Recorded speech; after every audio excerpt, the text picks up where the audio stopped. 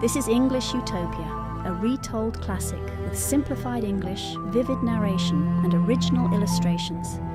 Enjoy the story. The snow lay quiet over Montfermeil.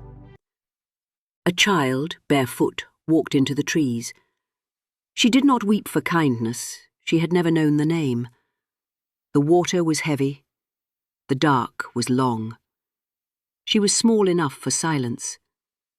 But kindness walks without warning, and sometimes carries the bucket.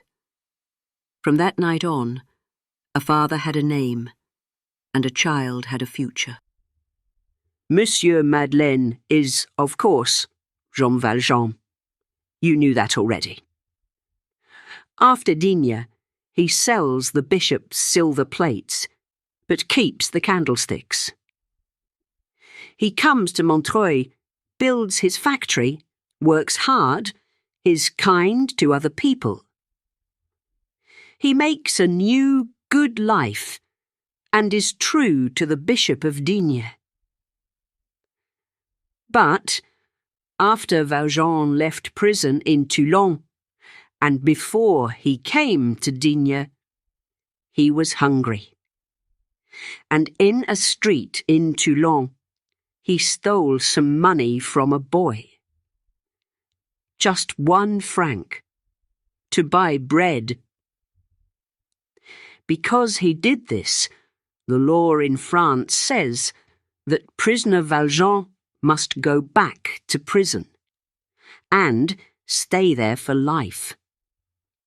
He can never be a free man again. And so we meet Javert. Before Montreuil, he was a prison guard at Toulon. The law is his god, and he hates all criminals. He remembers Jean Valjean, that big, strong man, very well. He wants to see him in prison again. And he, Inspector Javert, is going to put him there. Jean Valjean remembers Javert now. He remembers the cold eyes, the hard voice, the cruel prison guard's smile. He remembers and is afraid. He knows that Javert is his enemy for life. But he remembers Fantine too. He remembers her dying words. Please take care of Cosette. Please. How can he leave this little girl without a mother, without a friend in the world? He must find her, Javert or no Javert. Monsieur and Madame Thénardier lived in a village called Montfermeil near Paris. There was no water in the village, and the nearest water was a small river in a wood 15 minutes' walk away. People carried the water in buckets to their houses. Cosette hated that wood. At night, the trees made noises. She was frightened of the noises, frightened of the dark, and, with a heavy bucket of water, it was a long walk home. One dark winter night in 1823, Madame Thénardier sent Cosette out to the river for water. Cosette ran to the river, and then, with her heavy bucket of water, she began to walk home. The trees were noisy tonight, whispering and laughing at her, and the little girl began to cry. "Oh, please God, help me! Please, dear God!" And suddenly, the bucket was gone. A great hand came down and took it from her. She looked up and saw a big man in an old yellow coat. Sometimes we know, without words, when something good is happening. The little girl knew that now, and she was not frightened of the big man, not a bit. The man spoke to her. "Child, this is a very heavy bucket. Shall I carry it for you?" "Yes, monsieur." "How old are you?" "I'm 8 years old, monsieur." "Where is your mother?" "I don't know," said the child. "I haven't got a mother." "What's your name?" "Cosette." The big man stopped. He put the bucket down and looked into Cosette's face. "Why are you carrying a heavy bucket of water at this time of night? Who sent you?" "Madame Thénardier." "I would like to talk to this Madame Thénardier. Shall we go and see her?" "Yes, monsieur." Cosette was not afraid of the tree noises now. This big man, with his gentle voice, was a new and wonderful thing in her life. They walked to the Thénardiers' house. "Please, monsieur, can I carry the bucket now?" "But why?" "I can't ask people for help, Madame says. She hits me when I do that," Cosette said. "She hits me all the time." He gave her the bucket.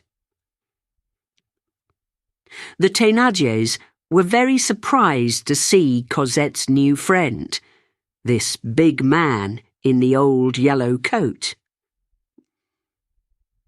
Inside the house, the big man looked at Cosette. He saw her thin clothes, her dirty hair, her big, frightened eyes. She was small for her 8 years. Her hands were red from kitchen work, and she had no shoes. "Why does this child have no shoes on her feet on this cold winter night?" he said to Madame Thénardier. Madame Thénardier looked at Cosette angrily. "Go into the kitchen, Cosette. There is work to do. Go!"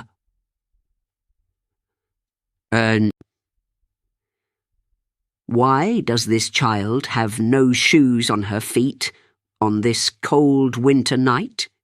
he said to Madame Thénardier. Madame Thénardier looked at Cosette angrily. "Go into the kitchen, Cosette. There is work to do. Go!"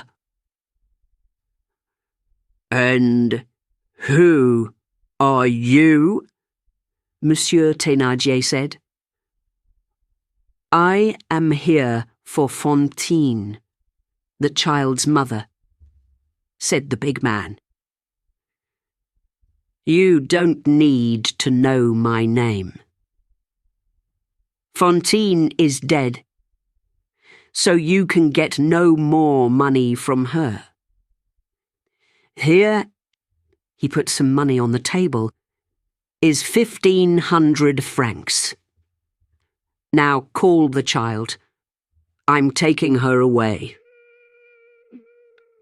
When Jean Valjean and Cosette left Montfermeil, Cosette did not look back. She never wanted to see Madame Thénardier again.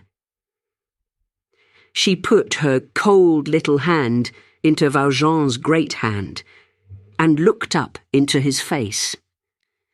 "Monsieur," she said, Can I call you father?"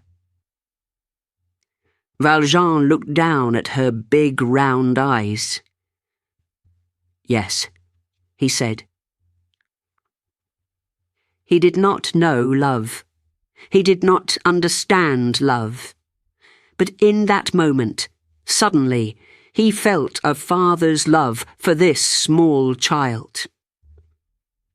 "Yes," he said again. "Yes, you can call me father. It's a good name." Hand in hand, they walked away on the road to Paris.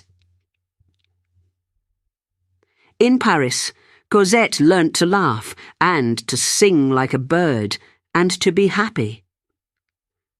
Jean Valjean learned to be father and mother to this child, and he loved her dearly. But they lived quietly, moved house often, and only went out at night. Because Javert, too, was in Paris. When Valjean escaped from Montreuil, Javert came to Paris to look for him. He was now an important inspector in the Paris police.